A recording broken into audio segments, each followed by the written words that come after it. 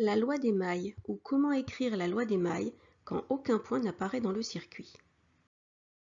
Exploitons ce circuit pour expliquer la méthode.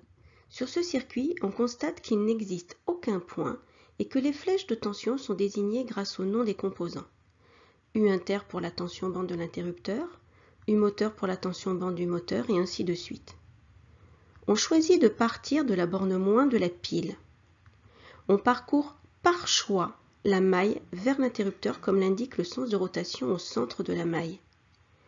La première flèche de tension U inter se traverse du talon vers la pointe de la flèche, dans le sens dans lequel elle est représentée. La loi des mailles commencera donc par plus U inter.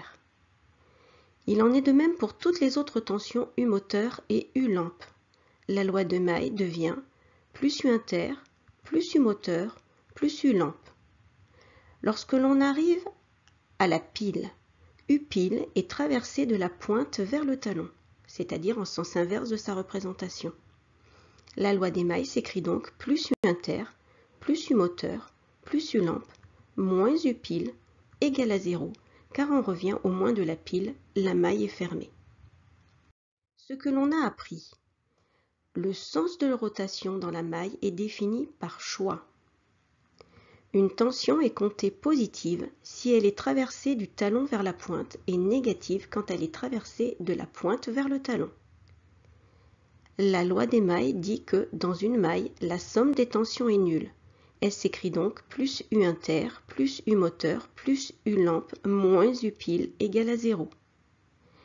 La loi des mailles dit aussi que dans une maille, la tension borne du générateur est égale à la somme des tensions bornes des composants.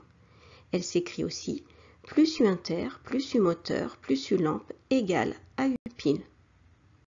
Maintenant, comprendre ne suffit pas, à vous de vous entraîner.